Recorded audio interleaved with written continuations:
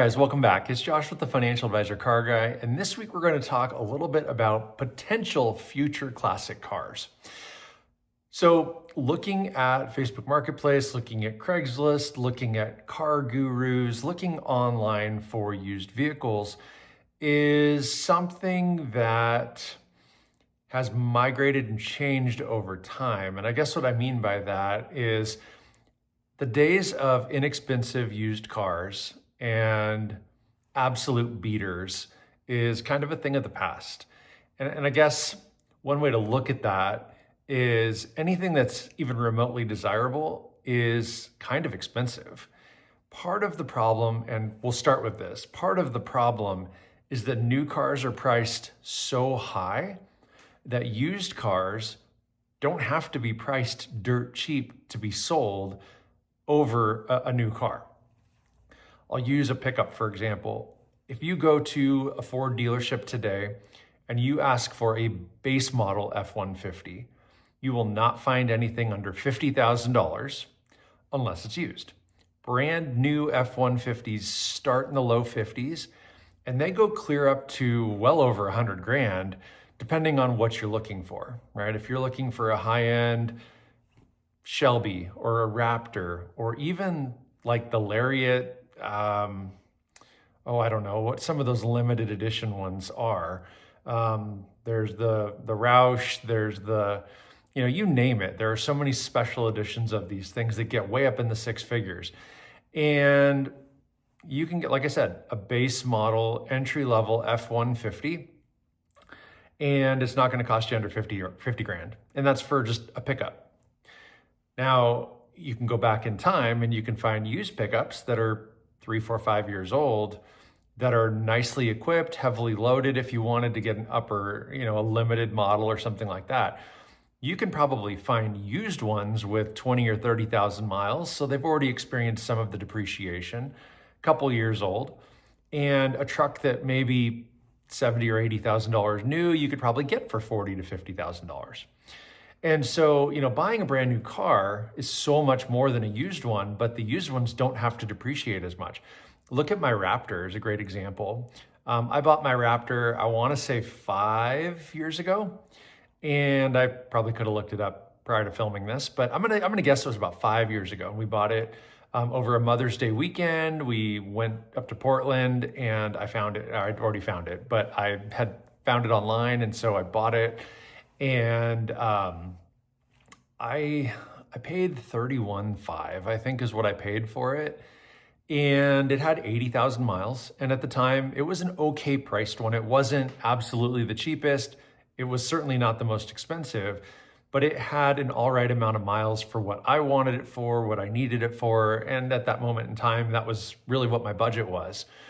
So I bought the truck, and fast forward 5 years, I've added 40,000 miles. In fact, today I rolled 123,000.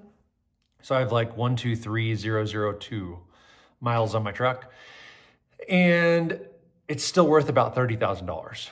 Now, granted, I've upkept it. I've put new tires on it. I put new shocks on it. Really, a lot of the front suspension is all brand new. It's got brand new rear brakes. I've cleaned up and done some stuff to the interior, a few mods here and there, right? But I'm probably into the truck all told, 40,000 bucks. I mean, after maintenance and all the things over the last 5 years. And if I could sell it today for 30, probably doing okay, right? Because I've gotten 40,000 miles and 5 years of use out of this truck. And from a depreciation standpoint, that's actually really, really great, because I'd only lose $10,000 if I sold that truck today. And it's not even used. I'm sorry, it's not even lost. I didn't lose $10,000. I used $10,000, right? But rewind the clock 5 years, and let's say that I went and bought a $60,000 or $70,000 truck. If I sold it today, 5 years later, for 50, 40 or 50, I'm going to have eaten 20 to 25, maybe $30,000 of depreciation in the same time frame. So it's kind of a win-win. I bought the truck for less money. I can sell the truck for almost what I paid for it. less wear and tear, less, all the things that I did spend on it, oil changes and maintenance and upgrades and whatever else. But again, I don't really count that as a loss because I was using the truck. I drive that truck almost every single day. Let's rewind the clock again and go back to my initial question or topic at hand, future classic cars. Now, when we talk about classic cars, right, a lot of the time we think about 1955 pickups or 1968 Mustangs, right? Those are the things that we think of when we talk about classic cars. But if we talk about modern day classics, what that means is what cars today might be this in 20 or 30 years. Maybe not even that far, right? The 60s were 60 years ago. The 90s were 30 years ago. The 80s, 40 years ago, right? We can do the math real easy and figure out, okay, I mean, this car has been popular. I've had this car for 14 years, maybe almost 15 years. And it was a classic when I bought it. So let's say I bought it in 2010 for simple numbers and it's a 68. So it was only 42 years old when I bought it. And here it is now, 50 some odd years old, right? It's 2026 and that's a 68. So let's call it 58 years old now. And it's just gotten more classic, but it was a classic 15 years ago. It was a classic 20 years ago. 60s Mustangs have been classics for 30 years. And so really a car doesn't need to be 50 or more years old to be considered a classic. A modern day classic could be something from the 90s. So the very first thing that comes to mind, and this is just me, and I don't know why, I've never owned one of these and I've never had a huge desire to own one, but the very first Dodge Viper, that strikes me as a modern day classic car. Now, will the Vipers get more desirable? I don't know. They don't make them anymore. So people who owned them once upon a time or wanted to own them when they were new back in the 90s, early 2000s, maybe that first generation. Fast forward to today and maybe they have more disposable income or maybe they can now afford one because of just the way their investments have gone over the years, or they can buy one that's been well maintained and well kept, but it has low miles. I don't know, right? But that's one car that I think of as a car that if you were to buy one today, you could probably lightly enjoy it and not lose much or any on it. We'll go back to my pickup. I don't think first gen Raptors are gonna get much cheaper. They will, but it's because of wear and tear and mileage. If you have a nicely maintained, low miles, well optioned first gen Raptor, I don't think you're gonna lose money. If you can get into one for a really good price, I'll bet you could drive it and enjoy it for a while and still get most of your money back. I think that maybe when I bought mine, it was just kind of a weird time because it was before COVID, if I remember right. I want to say I bought it in 19 or 20. Now I got to go back in time and look, but maybe it was 21. Maybe it was just after COVID. But regardless, used car prices shot way up and they've never really come back down. The supply and demand has always been kind of staggered that way. So as new vehicles, the price climbs, the floor has also lifted. So used cars just quit depreciating quite as fast as they once upon a time did. If you look in Facebook Marketplace in your local area and you just type in car, whatever that looks like, and just start sifting through the results, there's not going to be much that's in decent shape that's not a couple $1,000s or more. Another classic modern day car would be like maybe a mid-90s 3 Series convertible BMW. And maybe not the M3. An M3 would be awesome, but what is that, an E36 convertible? Always had kind of a cult following. Like, I like the E30. An E30 M3 is definitely on the bucket list car list, but an E30 convertible would be cool. E36 convertible would be cool. They're just fun, lightweight, little compact cars that are an absolute blast. If you like a convertible, they're available. That's kind of a future classic car, I think. You know, you look at what this Mustang was in the 60s. You guys, it was like a secretary's car. It was never designed to be, if you were driving one of these, you probably weren't a CEO of a company. You probably weren't some executive anywhere. You were probably, you know, a blue collar employee or a secretary or whatever you want to call it. And they weren't super desirable until Mr. Carroll Shelby did what you see here, souped up the car, gave it a bunch more power, gave it some more aerodynamic accessories, made it look a little bit fancier and cooler, made them go faster, and took Ford to win Le Mans. And all of a sudden, people wanted anything that had Shelby's name on it, and they became desirable. A Mustang it was neat. It was just another car when it was created and when it came out initially. So the desirability came way later. If we use that Dodge Viper example, now again, that you can trace its roots back to Carroll Shelby as well, and that's kind of coincidental. I didn't mean for that to be there.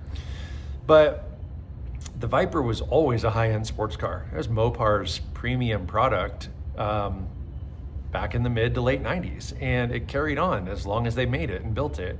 There were a couple of years where they discontinued it and then they brought it back. I think they did that twice, several generations and iterations, but it always had a big motor in it. They were always low to the ground and real wide and real fast and just a fun, desirable sports car, but they weren't inexpensive commuter cars like a Mustang.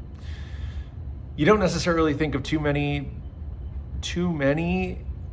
I'll call them European cars in this list, but think of old Rolls-Royce. You know, those are classics. Maybe the newer Rolls, maybe those are future classics or Bentleys. Maybe the R8. I don't know. Lamborghini, Ferrari, European cars, right?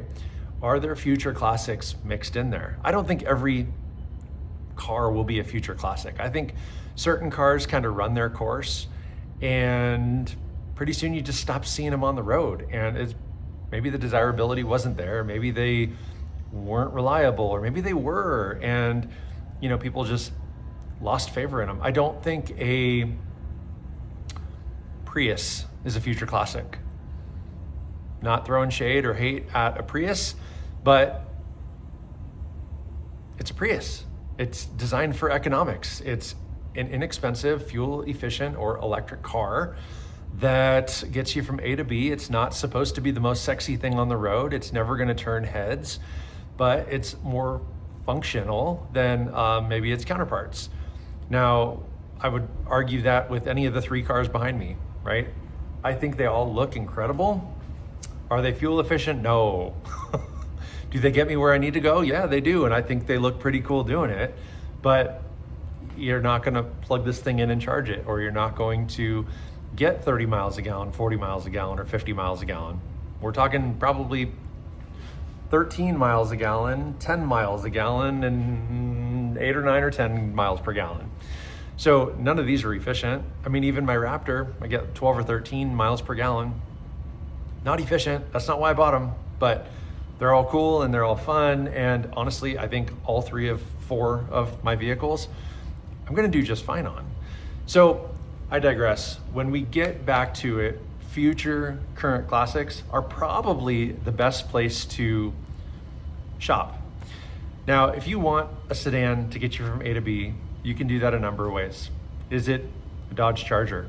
Maybe that's a future classic if it's an SRT or a Hellcat or a Demon or one of those high-end cars, well spec'd. But if you got a base model Charger, it's gonna get you from A to B. It's sporty enough, it's fun enough. If you get the V8, it's fast enough and do all these things. They're not bad cars, but are they future classics? I would say you need to have one of the special editions for it to be the case. But anything that is a special edition, anything that is low numbered produced, think of the Pontiac GTO of the early 2000s.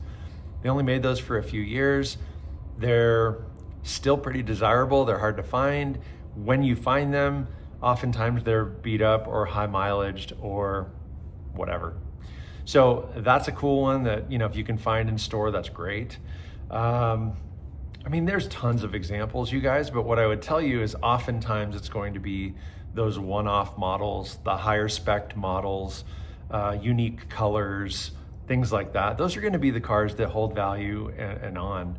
But it's got to be something that's desirable from the start. Very rarely has a car been introduced, sucked, and then later became desirable. I'm sure there's some examples, none come to my mind right now. But for the most part, people either like them from day one or they don't. But those that like them from day one, you know, they're the ones that are watching them or buying them, potentially stocking them and hoping to eventually own one if they don't initially. I don't know where else I was going to go with this. It was just something I saw and thought about. And, you know, future classics are probably the best opportunity if you're looking for a used car and you don't want to lose a ton of money. If it's, again, just to buy it to use for its usable life, doesn't matter what you buy. But if you're looking for something, maybe a light project, maybe just something you're fascinated with or something that you want to drive on the weekends and you're not afraid to work on it, maybe you want to upgrade it, maybe you've always wanted one of these cars, whatever that is. I remember just a few years ago, I'm going to use two more examples. I had a 62 Ford Fairlane, and actually just popped up on my Facebook feed earlier in the week. I had bought it 7 years ago, like a week ago. And so 7 years ago, I bought this car. The guy had made it kind of like a vintage street racing car. He'd put shackle lifts on the back end, so it had a real big rake to it. And he had some fat, thick, meaty tires on the back and little skinnies up front. And I mean, he'd made it look like a drag racing car. And that wasn't the style I wanted. It was a 4-door sedan. It wasn't a coupe. It was, you know, so to me, I ended up lowering the back end. I ended up lowering the entire car, but immediately I lowered the back end. I put different wheels and tires on it. Then later I did reupholster the interior and I lowered the entire car and turned it in from like the look of a street racing car or a drag strip car to kind of more of a vintagey lowrider car. And it wasn't super duper low, but it was kind of low. It wasn't on air ride or anything. It was just lowering springs and block lowered in the back. And it was perfect. It was a budget car. It wasn't very expensive. Didn't spend a ton of money redoing all the interior, but new carpet, headliner dashes, seat covers, all the things. Door panels, I built those and everything. And super fun project, but easy work. It wasn't anything I was afraid of, wasn't anything I hadn't done before. And drove the car for maybe a year. It wasn't a super long thing, and sold it, flipped it, made money on it. Couple cars later, maybe one or two project cars later, I had a BMW Z3. Great little cars, the 3-liter straight six, super fun car. Didn't need a lot, but I did give it some cosmetic upgrades, spoiler, you know, lip spoiler up front, fresh leather seat covers, new radio and stereo, and, you know, whatever, simple things, floor mats and whatever else. And drove that car for another year or so and really got a kick out of it, enjoyed that quite a bit, and sold it and made some money on it. And so, you know, those are a couple of examples of like an old classic, a 62 Fairlane. And then I think it was like a 2002 or 3 Z3. And same thing. I mean, just kind of more modern day. Wasn't a super old vintage car, didn't need a ton of work. It ran and drove great, but just maintenance and a couple of visual upgrades. And all of a sudden I was able to sell it for more than I paid, more than I was into it. And so all in all, you know, just be mindful when you're shopping for a new car or a new used car. Buy something that you can make a little money on, or at least not lose your tail on. I feel like anymore, if you buy something brand new, you're down 20%, literally the moment you drive it off the lot. And then from there, maybe depreciation slows a little bit, but the floor has lifted. Used cars aren't depreciating as quickly because new cars, when a new one comes out the next year, its MSRP is a little bit higher. a little bit higher, a little bit higher. Someday that's going to break. Someday that will plateau, it will peak. But right now, I feel like with inflation, interest rates, tariffs, all the things that come into play, new cars just cost a lot more. And so with that, used cars cost a lot more. So it's kind of a weird, unique time. But as I said, I think a couple of weeks ago, there are big money investors that are buying up all these future classic cars, and they're just parking them. They're buying them, stockpiling them because they think that someday they're going to be really valuable. They may be, but they're wrecking it for everybody else. I want a first-gen Bronco, and I can't afford one, or I can't find one that's in my budget. And I have too many other vehicles. I need a bigger garage or shop or something. But my first-gen Bronco is kind of like my unicorn at this point, and I don't know if and when I'll ever find one. But they're being snatched up. Anytime, immediately, when a good deal pops up, it's gone. It is gone immediately. And I kind of felt that way about this truck. Really wanted a 56. They're just too much money. I got priced out. So here we are with a 55. Back in the day, it was a 67 I really wanted, priced out. I found a great deal on a 68, so I bought it. And here we are. So sometimes you have to compromise to still get what you want. I love the truck. I love the car. You know, would have been great to have a V10. I got the V8 instead. Same thing. It's like priced out. But all in all, you know, I'm certainly not mad about what I have. I love these things. All three of these, three specifically. Fabulous, fabulous vehicles. I love them very, very much. And they're awesome. They look awesome under this lighting. Get a load of that, you guys. I'm gonna step out of the frame. Pretty cool. Pretty cool. So that's all I got for you guys this week. You know, again, I kind of just rambled. I don't really know if you got anything out of this. I sort of just talked in circles, but for me, there are a few select cars out there that are going to be classic cars someday, and now's not a bad time to buy. You can probably get a good deal. If you know what you want, do it. If you can afford it, do it. I would say be mindful of options, colors, rarity, scarcity, production numbers, all those things. And if you can make it work to get one that's a little bit more rare than a counterpart of the same car, do it. If you can find a special edition of something that's only a little bit more than the regular edition, I would tell you from a longevity standpoint, get the special edition one because it's going to hold its value. It's always going to carry a premium over the base. So that's all I got. Thank you guys for watching. Make sure you comment down below and let me know what you think a future classic car might be. I don't know, and it can be anything. It could be the new VW bus. Have you guys seen those? The fully electric? Yeah, they're pretty cool. So thanks again for watching now. Make sure that you like and subscribe, hit that notification bell, and most importantly, remember, may every investment you make be a good one. Till next time.